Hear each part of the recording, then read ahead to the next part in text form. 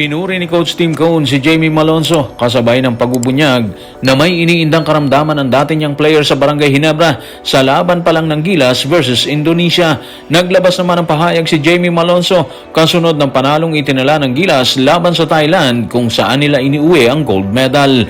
Ayon sa kanya, ibibigay umano niya ang lahat ng makakaya sa oras ng laban sa alinmang koponan kasama ang Gilas Pilipinas. At si Coach Norman Black, ibinunyag kung paano niya naisahan ang organizing committee ng Thailand para maisakatuparan ng pagkubra ng gold medal. Tutukan po natin ang lahat ng yan. Pero bago yan, paki-subscribe, like and share na lang muna para pareho tayong updated. Lahat ay nagsasaya at pinapupurihan ng Gilas Pilipinas bunga ng matalinong pagdepensa sa gold medal sa SEA Games kalaban ng Thailand. Kasama sa mga pumupuri, partikular kay Jamie Malonzo, ay walang iba kung hindi si Coach Tim Cone. Pasabog nito, muntik ang hindi makapaglaro si Malonzo sa semis. Kung bakit, narito ang kanyang kwento. Tutukan natin si Coach Tim sa kanyang official X or Twitter account. Nabalitaan ko na muntik nang hindi makalaro si Jamie sa semis laban sa Indonesia dahil sa masamang kondisyon ng kanyang tuhod.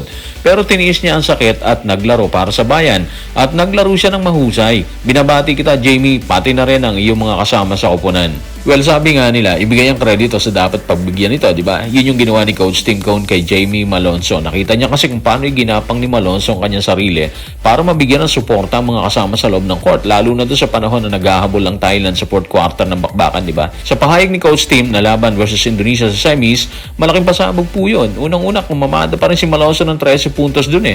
3 rebounds, 1 assist at 5 steals. Sa loob ng 32 minutes po yan, ha? Imagine, tumagal siya ng 32 minutes sa kabila ng masamang kondisyon ng kanyang tuhod. Ibang klase yung determination niya doon, di ba? Parang hindi natin napansin na ganun ang estado ng kanyang kalusugan ng time na yun. Kasi andun yung bilis kung saan dati siyang nakilala ng fans, lalo na ng Barangay Ginebra. At bilang dating mentor, ramdam natin yung pagmamalaki ni Coach Tim Cone doon, mga playoffs. Proud siya na sabihing may iniindahan dati niyang player, pero kumamada ng mahalagang numero sa oras na kinakailangan ng kanyang serbisyo at presensya. Kaya siguro ang tanong ng bayan, pwede na bang bumalik si Jamie Malonzo sa Barangay Ginebra? Well, medyo mahirap mag-speculate dahil sakop si Jamie ng 3 taong ban na ipinatutupad ng PBA sa mga player na tumawid overseas. Ang pwede lang nating sabihin siguro is na ispatan ulit ni Coach Tim ang bangis ng dati niyang player doon. Abangan natin kung ano ang susunod na kabanata dito mga ka-playoffs, ha. Kung nagbigay ng pahayag si Coach Tim tungkol sa estado ng dating player ng Ginebra sa semis versus Indonesia, nagpaunlak din ng pahayag si Jamie Malonzo. Ayon sa kanya, sobra siyang masaya sa panalong nakuha. Binanggit din niya na handa siyang ibigay ang lahat sa bawat laban na natunghayan natin versus Thailand sa finale. Narito ang kanyang paglalahad. Tutukan natin si Jamie Malonzo sa report ni Jonas Terrado ng Inquirer. Sobrang saya na nakuha namin yung panalo. Saan man ako, kahit anong kuponan ang nilalaroan ko, o kahit ang pagre-represent sa bansa, ibibigay ko yung lahat ng lakas ko doon. Kaya napakahalaga sa akin na maiuwi yung gintong medalya na to kasama ang grupo. So tingin ko 0 points ako nung halftime pero nagawa akong bumawi at magpatuloy sa laban. Ang mahalaga, nakahanap ng paraan para manalo. Halata naman na umaapaw ang saya sa puso ni Jamie, di ba? Sa tingin ko ito na yung patunay na nagkamali ang karamihan na humuhusga sa kanya dyan. At sa tingin ko rin, ito yung pinaka-shoutout niya sa nangyaring pagbalasa sa kanya sa kuponan sa Japan sa B-League. Ang agad niya kasing natiwalag dun kaya ang resulta, wala siyang team sa ngayon. Sa PBA, katulad ng alam nating lahat, ban siya for 3 years kaya hindi siya pwedeng pumasok doon. Maliban na lang siguro kung i-lift ni PBA Commissioner Willie ang rule na yon. Pero sa ngayon kasi wala pang ganung usapin Sa pahayag ni Jamie na makahanap ng paraan matapos ang mahinang performance sa first half ng bakbakan versus Thailand, patunay po yun na determinado siyang kumumada doon. And the rest is history. Naglabas siya ng malalaking birada at sa kabutihang palad na ipasok niya ang mahahalagang birada na yon.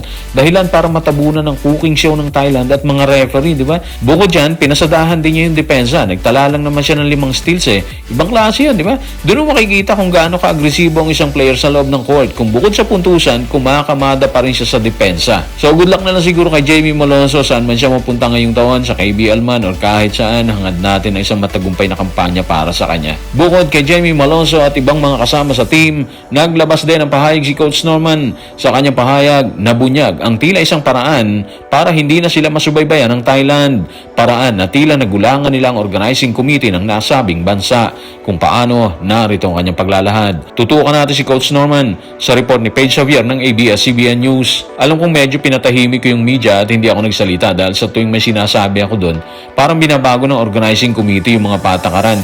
Kaya nagpasya ako na huwag nang magbanggit ng kahit ano sa publiko dahil ginagamit nila ang impormasyon namin laban sa amin.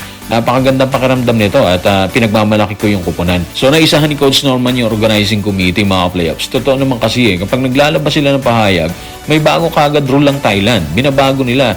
Kaya very obvious na target talaga nila ng panahon na yon ang Gilas Pilipinas, ang magiging composition ng ating pambansang koponan, di ba? Ang hindi nila alam, madiskarte si Coach Norman. Hindi nagbigay ng malinis na info kalaunan para hindi na sila maisoko ng organizing committee. At ang resulta, blanco sila, yung Thailand. Ayun, nanalo ang Gilas ng gintong medalya sa kabila ng lutuan nangyari doon. Lutuan kasi kitang-kita naman na kayod kalabaw ang Thailand para makuhang gold medal eh. Pero dahil maitim ang balak at maitim ang ginagawa nilang pagbalasa sa team ng Pilipinas, ayun, nakarma siguro sila doon. Pero syempre, bukod sa matalinong pambubudol ni Coach Norman mga ka-playoffs, malaki talaga ang role na ginampanan ng 3-point area. Yung mga shooter natin sa labas, grabe sila doon Ang laking factor noon, kaya nanalo ang Gilas Pilipinas. Of course, isa lang yon. Lahat naman kasi nagtrabaho eh. Gumalaw silang lahat doon. Consistent sila sa pagbato ng tres eh. Yung mga 3-point shooters natin, parang wala silang kaba doon. Laro lang kahit sobrang pressure ang ibinibigay ng ref at mayayabang na players ng Thailand. So congrats sa kanila mga ka-playoffs. Sana ganun din ang mangyari sa team ni Coach Tim Con sa World Cup qualifiers, di ba? Yung kasi kulang eh. Yun ang missing link para magtala tayo na isang matinding upset laban sa Australia at para maulit natin ang panalo laban sa New Zealand. Yung mga birada sa tres, yun ang kulang na kulang tayo dyan. So guys, maraming salamat.